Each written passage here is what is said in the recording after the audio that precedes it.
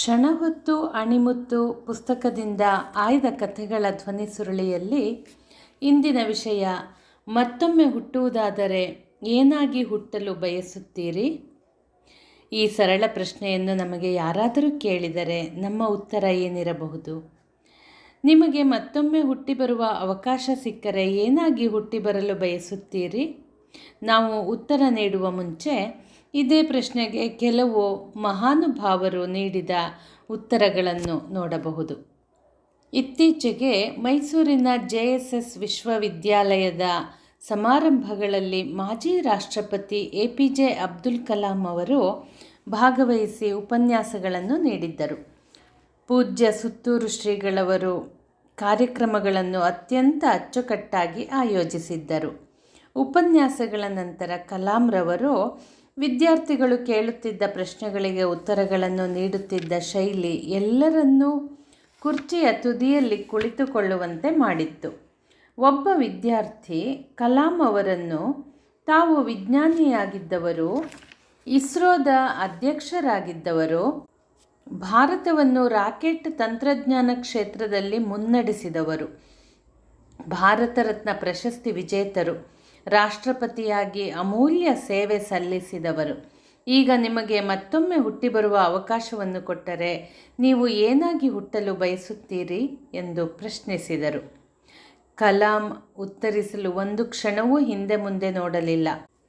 ತಕ್ಷಣ ನಗು ನಗುತ್ತಾ ನಾನು ಒಳ್ಳೆಯ ಮನುಷ್ಯನಾಗಿ ಹುಟ್ಟಲು ಬಯಸುತ್ತೇನೆ ಎಂದು ಉತ್ತರಿಸಿದರು.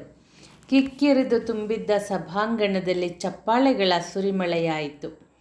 ಆ ವಿದ್ಯಾರ್ಥಿ ಮತ್ತೊಮ್ಮೆ ಎದ್ದು ನಿಂತು ಒಳ್ಳೆಯ ಮನುಷ್ಯನಾಗಿಯೇ ಹುಟ್ಟಬೇಕೆಂದು ಏಕೆ ಬಯಸುತ್ತೀರಿ ಎಂದು ಕೇಳಿದ. ಅವರು, ನಾನು ಒಳ್ಳೆಯ ಮನುಷ್ಯನಾದರೆ ಮಾತ್ರ ಒಳ್ಳೆಯ ವಿಜ್ಞಾನಿಯಾಗಬಹುದು, ಒಳ್ಳೆಯ ರಾಷ್ಟ್ರಪತಿಯೂ ಆಗಬಹುದು ಎಂದಾಗ ಸಭಾಂಗಣದಲ್ಲಿ ಮತ್ತೆ ಚಪ್ಪಾಳೆಗಳ ಸುರಿಮಳೆ. ಪೂಜ್ಯರಾದ ಸ್ವಾಮಿ ಚಿನ್ಮಯಾನಂದಜಿ ಅವರು ಒಮ್ಮೆ ತಮ್ಮ ಉಪನ್ಯಾಸದಲ್ಲಿ ಹೇಳಿದ್ದ ಒಂದು ಘಟನೆ. ಒಬ್ಬ ಹಿರಿಯ ನ್ಯಾಯಾಧೀಶರಿದ್ದರು. ಒಳ್ಳೆಯ ಹೆಸರನ್ನು ಗಳಿಸಿದ್ದವರು, ವೃತ್ತಿಗೂ ಹುದ್ದೆಗೂ ಗೌರವ ತಂದುಕೊಟ್ಟವರು. ಅವರ ನಿವೃತ್ತಿ ಸಮಯದಲ್ಲಿ ಅವರನ್ನು ಇದೇ ರೀತಿಯ ಪ್ರಶ್ನೆಯನ್ನು, ತಾವು ನ್ಯಾಯಾಧೀಶರಾಗಿ ಸ್ತುತ್ಯರ್ಹ ಸೇವೆ ಸಲ್ಲಿಸಿದ್ದೀರಿ, ತಮಗೆ ಮತ್ತೊಮ್ಮೆ ಅವಕಾಶ ಸಿಕ್ಕರೆ ಏನಾಗಬೇಕೆಂದು ಬಯಸುತ್ತೀರಿ ಎಂದು ಕೇಳಲಾಯಿತು. ಅವರು, ನಾನು ವೈದ್ಯನಾಗಲು ಬಯಸುತ್ತೇನೆ, ಏಕೆಂದರೆ ನಾನು ನ್ಯಾಯಾಧೀಶನಾಗಿ ಹಲವರಿಗೆ ಜೈಲು ಶಿಕ್ಷೆ ಮತ್ತು ಕೆಲವರಿಗೆ ಗಲ್ಲು ಶಿಕ್ಷೆ ವಿಧಿಸಿ ಪ್ರಾಣಾಪಾಯ ತಂದಿರಬಹುದು. ವೈದ್ಯನಾದರೆ ಹಲವರ ಪ್ರಾಣವನ್ನಾದರೂ ಉಳಿಸಬಹುದೆಂಬ ಬಯಕೆ.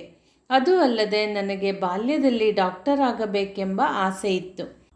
ಆದರೆ ಪರಿಸ್ಥಿತಿಗಳು ನನ್ನನ್ನು ನ್ಯಾಯಾಂಗಕ್ಕೆ ತಂದವು ಎಂದು ಹೇಳಿ ನಕ್ಕರು. ನಕ್ಕು ಸುಮ್ಮನಾಗಲಿಲ್ಲ.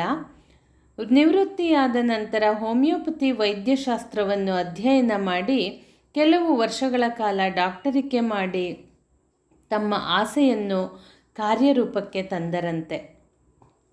ಭಾರತದ ಅಣುವಿಜ್ಞಾನ ಕ್ಷೇತ್ರದ ಹಿರಿಯ ಹುದ್ದೆಯಲ್ಲಿ ಸೇವೆ ಸಲ್ಲಿಸಿದ ಒಬ್ಬ ಮಹಾನುಭಾವರು ತಮ್ಮ ನಿವೃತ್ತಿಯ ನಂತರ ಶಾಲೆಯ ಸಂಗೀತ ಮಾಸ್ತರಾಗಿ ಮಕ್ಕಳೊಂದಿಗೆ ಕಾಲ ಕಳೆಯಬೇಕೆಂಬುದು ನನ್ನ ಆಸೆ ಎನ್ನುತ್ತಿದ್ದರು. ನಿವೃತ್ತಿಯ ನಂತರ ಸುಮಾರು ವರ್ಷ ಸಂಗೀತ ಕಲಿತರು. ಒಂದು ಶಾಲೆಯಲ್ಲಿ ಮಕ್ಕಳಿಗೆ ವಾರಕ್ಕೊಂದು ದಿನ ಸಂಗೀತ ಹೇಳಿಕೊಡುತ್ತಿದ್ದರು. ಈಗ ನಮಗೆ ಅದೇ ಪ್ರಶ್ನೆ, ನಿಮಗೆ ಮತ್ತೊಂದು ಅವಕಾಶ ಸಿಕ್ಕರೆ ಏನಾಗಬೇಕೆಂದು ಬಯಸುತ್ತೀರಿ ಎಂದರೆ ನಿಮ್ಮ ಉತ್ತರವೇನು ಮತ್ತು ಆ ದಿಕ್ಕಿನಲ್ಲಿ ನಿಮ್ಮ ಪ್ರಯತ್ನವೇನು? ಯೋಚಿಸಲು ಒಳ್ಳೆಯ ವಿಷಯ ಅಲ್ಲವೇ? ಯೋಚಿಸಿ ನೋಡಿ. ಮತ್ತೆ ಮುಂದಿನ ಸಂಚಿಕೆಯಲ್ಲಿ ಭೇಟಿಯಾಗೋಣ. ಧನ್ಯವಾದಗಳು.